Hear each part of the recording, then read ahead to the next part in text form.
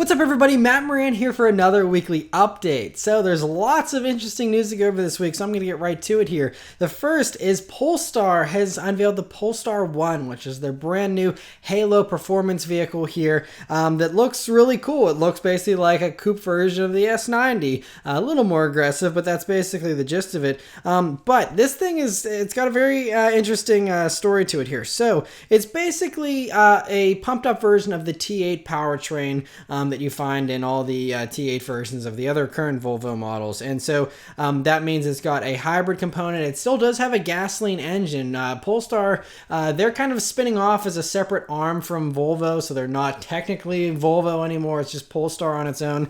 Anyway, so this thing is going to be using that same powertrain, but it's been pumped up so that this car has 600 horsepower, 737 pound-feet of torque, which rivals, some of those torque monsters from Mercedes-AMG and stuff. Really, really impressive. 218 horsepower from the electric motors alone. So it actually has a 90-mile electric range, all-electric range. And so they're basically saying this is like an electric car with a gasoline motor assisting it is kind of how they're phrasing it. They also said this is going to be the last gasoline-powered Polestar model because Polestar is going to be like their electric futuristic arm, separate from the mainstream Volvo stuff. And so, but anyway, this thing, it's like built with like a lot of carbon fiber components so that it's much lighter than you would expect it to be, although they didn't give an exact weight that I could see at least. But they said they're only going to do 500 of these each year. And you can't even buy one, or you probably won't be able to buy one, not just because it's going to be expensive or something, but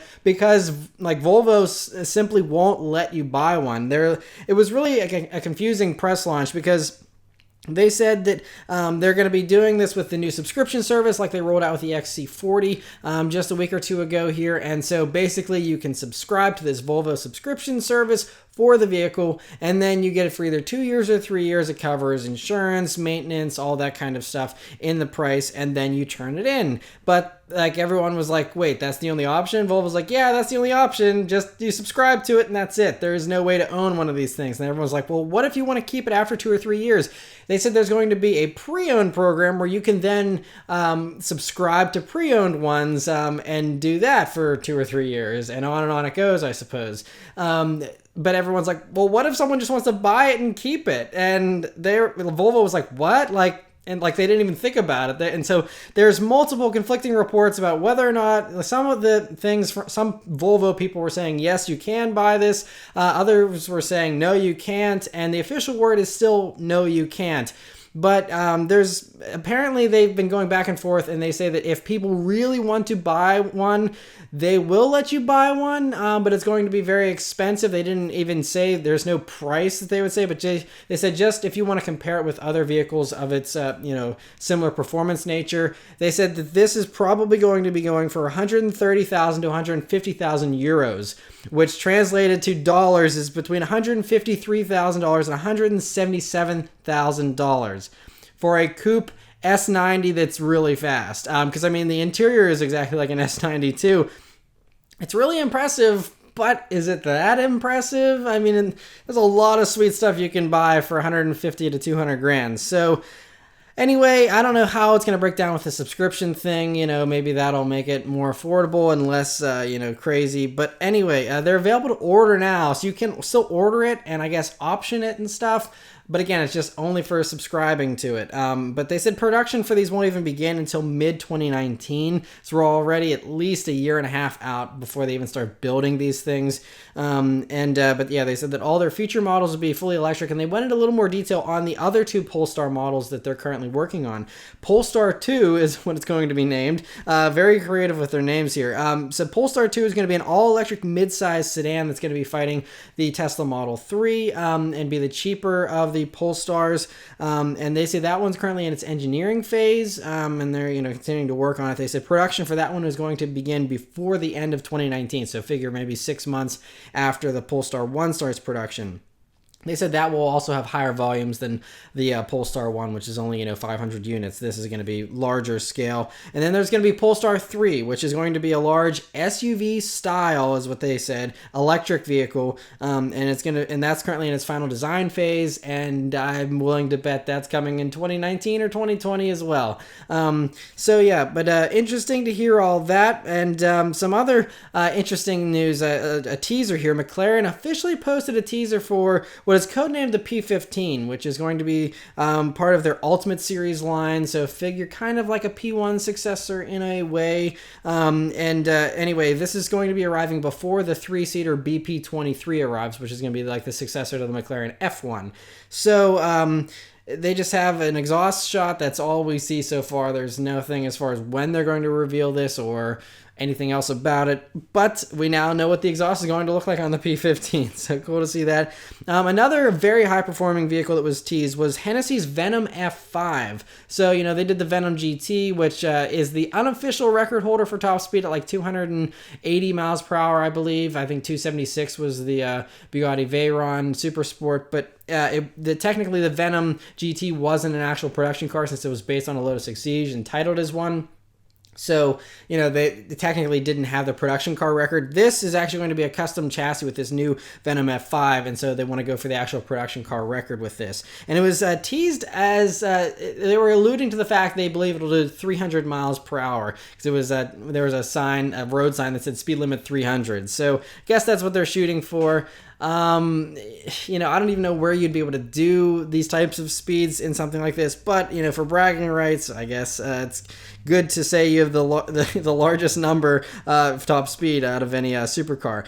Anyway, it looks cool from what we can see so far. Just a couple teaser images and a little trailer that they did, and this is going to be shown at SEMA, which I will actually be at here, and I'll give more details on the road to SEMA and that kind of stuff that's going to be happening again like last year. For those of you who remember and were around last year for that. So I will be at SEMA again, so I will be able to see this thing in person as it's being revealed. And, so if there's anything in particular you guys would like me to cover on it, definitely let me know. But should be able to see that in person. It'll be very cool. But anyway, interesting to see that.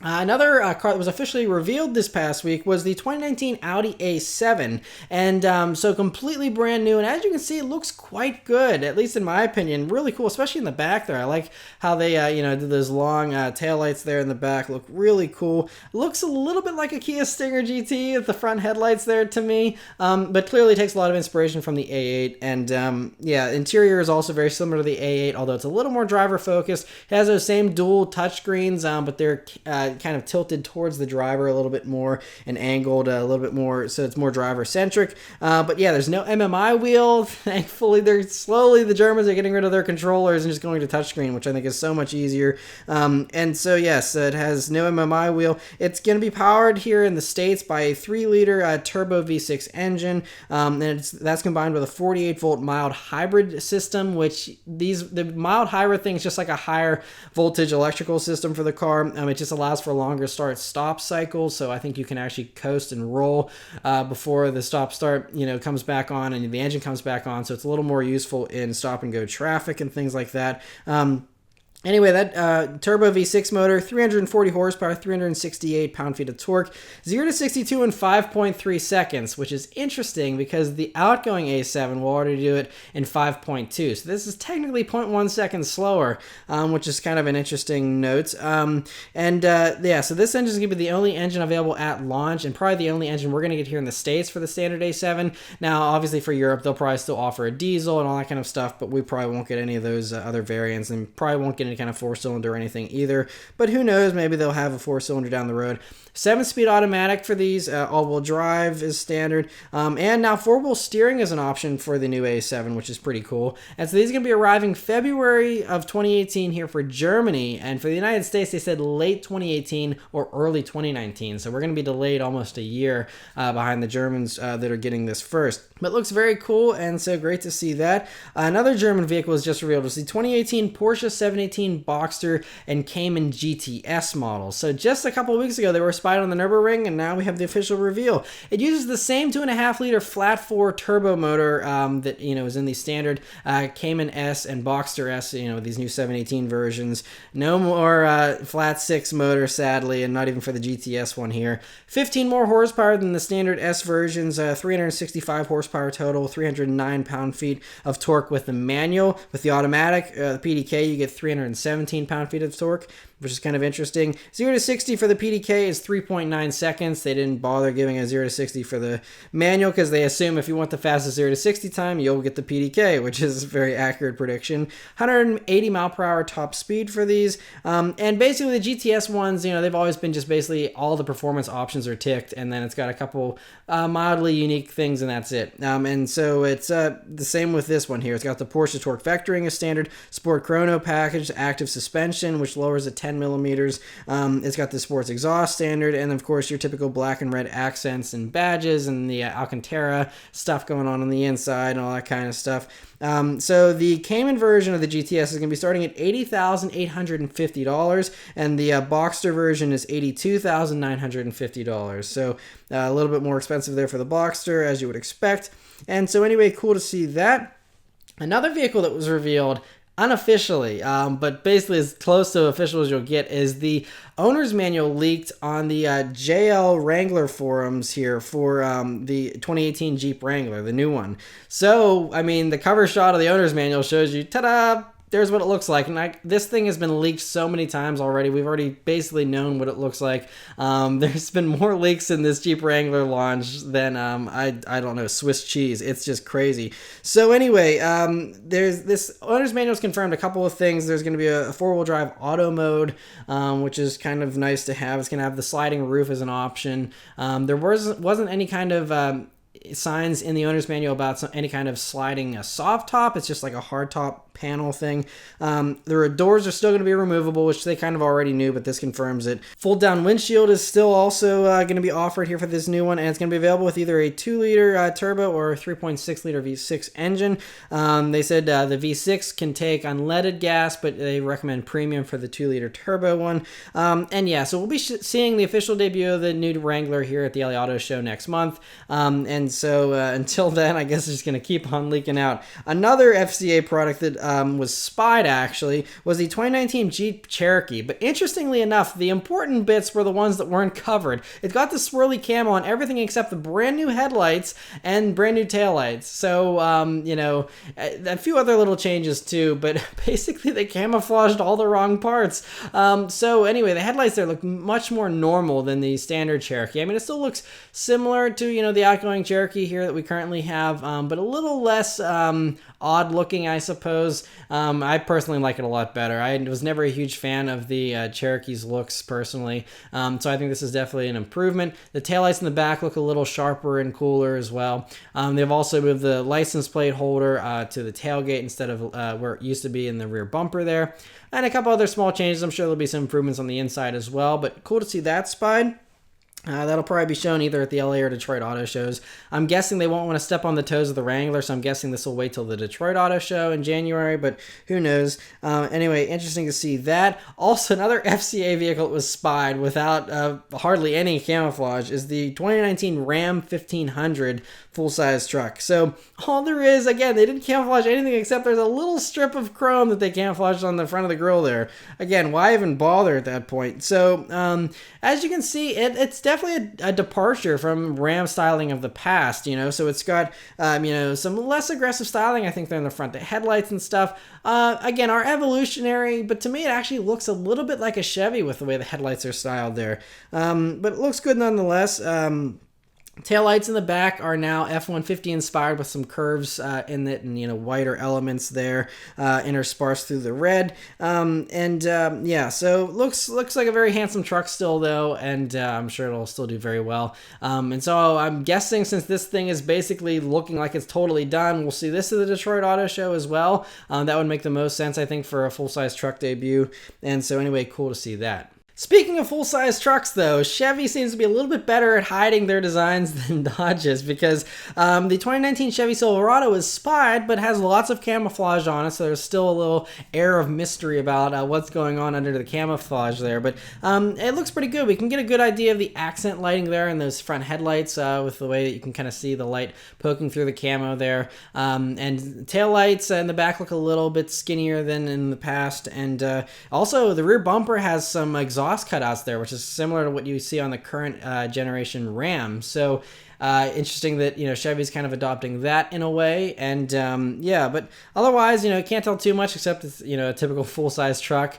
And so yeah, cool to see that spied there. And again, it looks fairly close to being done. I mean, it's kind of hard to tell with all the camo, but I wouldn't be surprised if it was a face-off of the trucks here at Detroit, and Ram shows off their new truck at Detroit, and Chevy's like, yep, we have our brand new one too.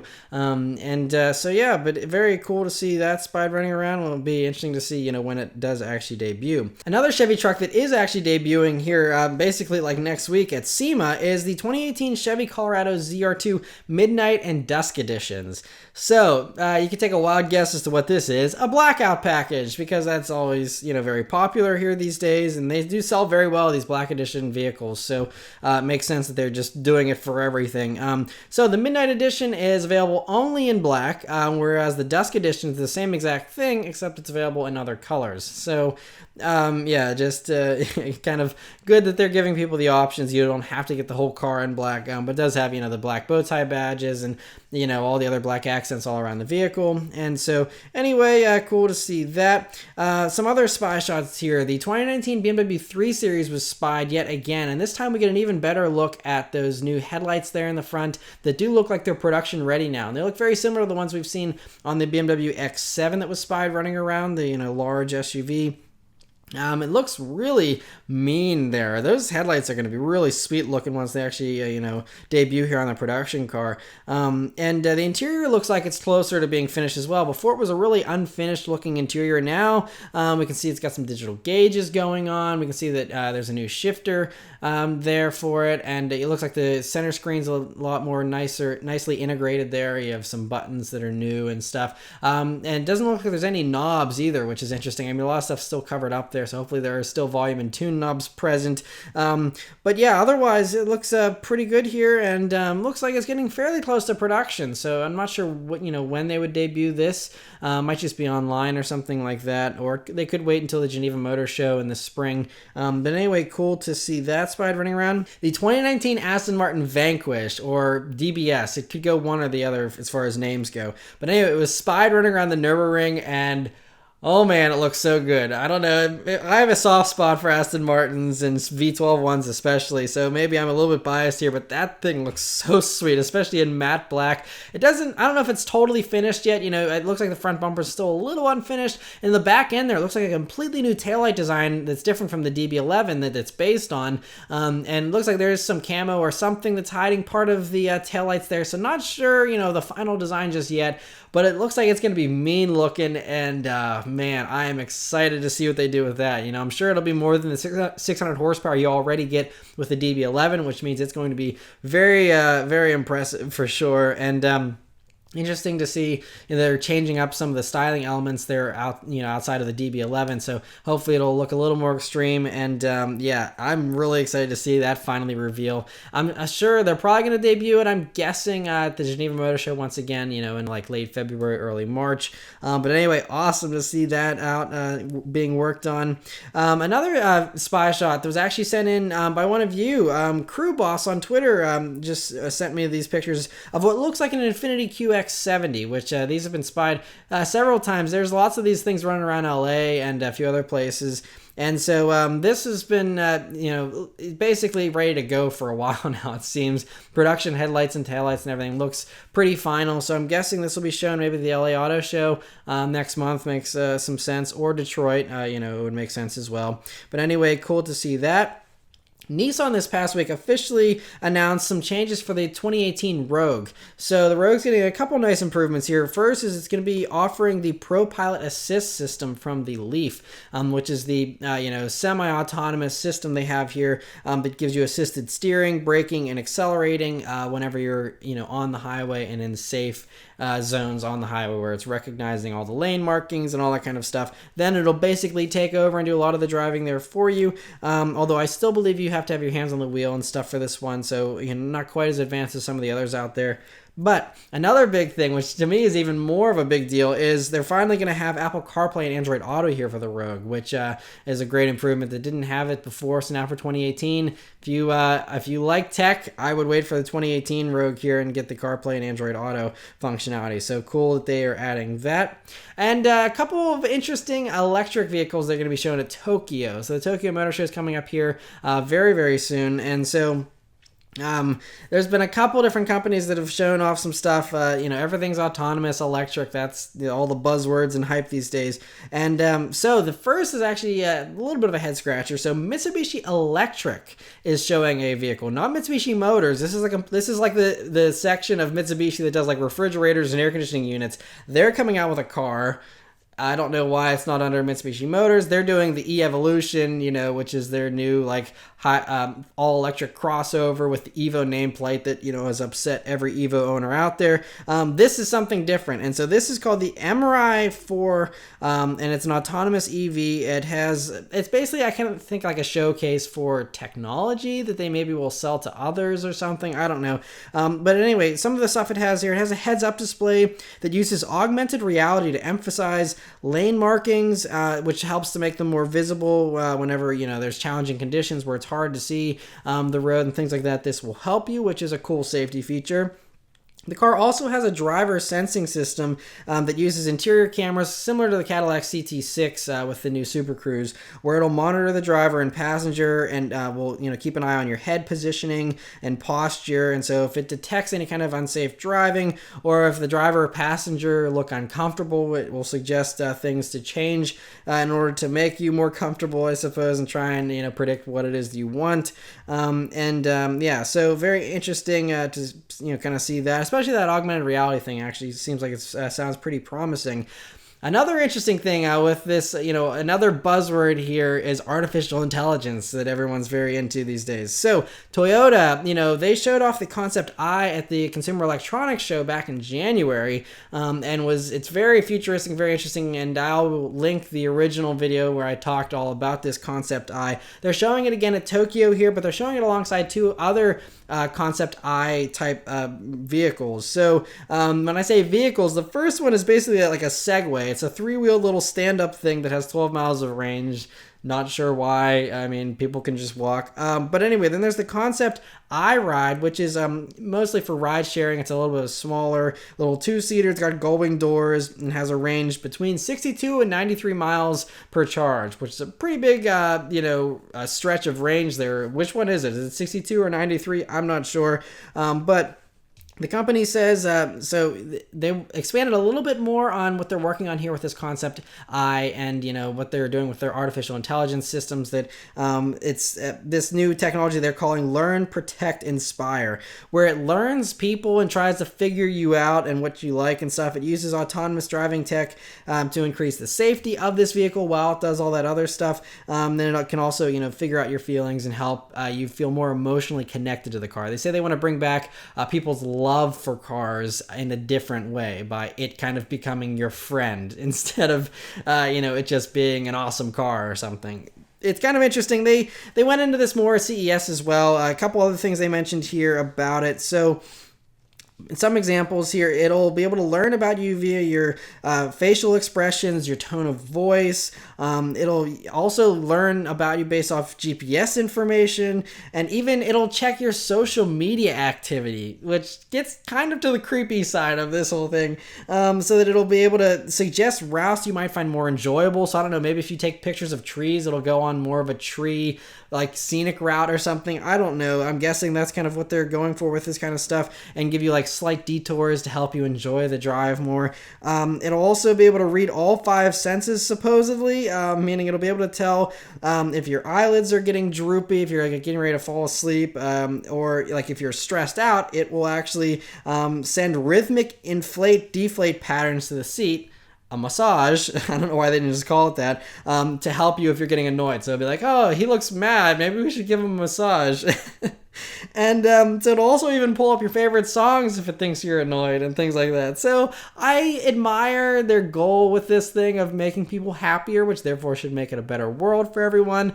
I don't know how this is going to work in practice. They said they're going to actually start doing road tests of this technology by 2020 and, start kind of see how this works in combined with the autonomous, features and stuff like that. And it also says, even if it can tell that you're really stressed out or distracted, it'll actually take over driving automatically from you, to help with safety, which again, a little iffy on that. But anyway, cool to hear all that stuff, and we'll see how it works in practice. But that's not all from Toyota. So some other interesting stuff is Toyota's going to be showing off a new hydrogen autonomous crossover thing that they're going to be showing at the Tokyo Motor Show. It's called the Fine Comfort Ride. And so it's basically just like a rolling living room kind of deal where it's, they've got the motors in the wheels so that it's got maximum interior space, 6 captain's chairs, and yes, this is hydrogen powered. So because of that, it's got a much longer range. 621 miles this thing has of range, apparently. So very impressive range, and so we'll have to hear more about it at the Tokyo Motor Show next week. Speaking of range-extended vehicles, though, Mazda, some very interesting news came out this past week about rotary engines being used as range extenders here in vehicles, electric vehicles for Mazda. So they basically confirmed plans that they have they have a new car coming in 2019 that's going to have an all-electric version and a range-extended version that also is, an electric vehicle but has a little range extender similar to like a Chevy Volt, something like that. Anyway, Automotive News spoke with Mitsuo Hitomi, who is in charge of Mazda powertrains, and he said there's a very good chance that the next rotary engine application will be in some kind of electric car as a range extender. And so, it makes sense because rotary engines are very small. Like the Mazda RX-8 had a 1.3 liter rotary engine. So, you put something that, it's nice and small, way smaller than your typical, 4-cylinder, gasoline engine kind of deal.